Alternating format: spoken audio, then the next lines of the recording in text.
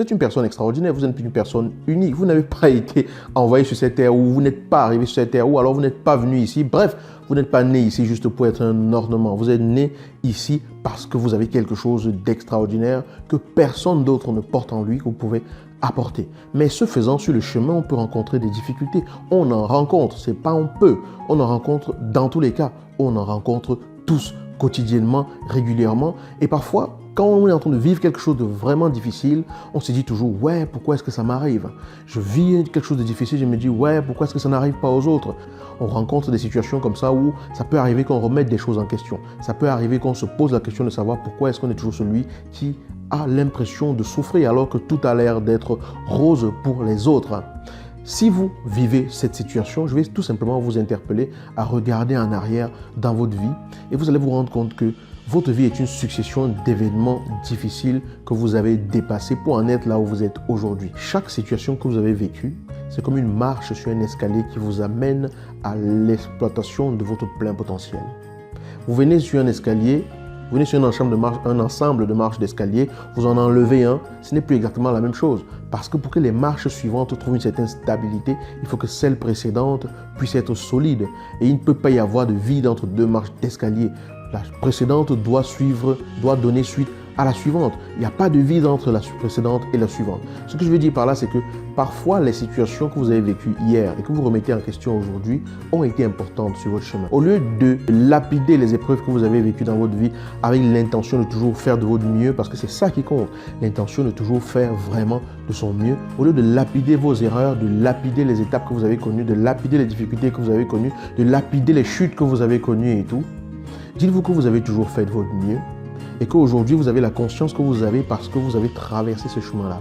Ce chemin-là, c'était des escaliers qui vous permettent d'arriver au niveau où vous êtes aujourd'hui. Aujourd'hui, vous avez un autre niveau de conscience parce que vous avez expérimenté des chemins qui étaient difficiles, qui étaient différents. Et maintenant, vous pouvez, à partir de ce niveau de conscience-là, apporter quelque chose de meilleur pour ceux qui se trouvent à l'étape où vous étiez avant, pour leur permettre d'évoluer sans connaître les mêmes erreurs que vous. Mais l'idée, ce n'est pas toujours de lapider, de flageller, de rejeter, de bousculer, d'écraser, de cracher sur les difficultés que vous avez connues. Les difficultés que vous avez connues dans votre vie vous forgent. Si vous en connaissez aujourd'hui, le plus important, c'est de faire de votre mieux. Faites tout simplement de votre mieux. Donnez toute l'énergie qui est la vôtre pour trouver les solutions aux difficultés que vous avez aujourd'hui.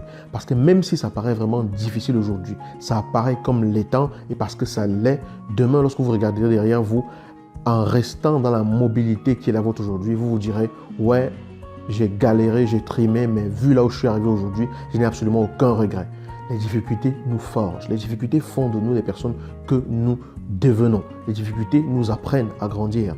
D'accord? Une étape de votre vie dans laquelle vous êtes resté dans la mobilité de faire du mieux que vous pouviez est une étape importante. Peu importe l'étape que c'était. Les remises en question que vous avez à ces étapes-là sont importantes. L'implication que vous avez à ces étapes-là sont importantes. Est-ce que ça veut dire qu'il ne faut pas améliorer les choses après avoir passé certaines étapes? Non, au contraire. Lorsque l'on a acquis un certain savoir, une certaine expérience, une certaine sagesse dans un domaine, il est important de le ramener et de l'implanter beaucoup plus précocement pour que les générations qui viennent après apprennent beaucoup plus tôt ce que nous on a appris plus tard. Et c'est comme cela qu'on fait évoluer un système. Mais toujours être dans le négativisme et toujours rejeter, se punir, piétiner les difficultés que l'on a connues, pour moi, ce n'est pas une attitude qui permet de progresser. Pour progresser, il faut accepter le chemin que l'on a fait. Il faut accepter les difficultés que l'on a en face de soi. Il faut se mettre dans l'attitude de celui qui se dit « je fais de mon mieux » parce que quand je regarde derrière moi, il y a des choses que je faisais et qui étaient difficiles également et que j'ai réussi, au travers desquelles j'ai réussi à forger une certaine qualité, à développer certaines compétences, à apprendre certaines choses et à mûrir simplement. Et faisant cela, on clarifie encore plus qui on est, on clarifie encore plus son alignement par rapport à sa propre vie et on pulse toujours plus en restant à sa place ici-bas. Alors je vous dis à bientôt dans une nouvelle vidéo. En attendant, n'oubliez pas d'être clair, aligné afin de pulser.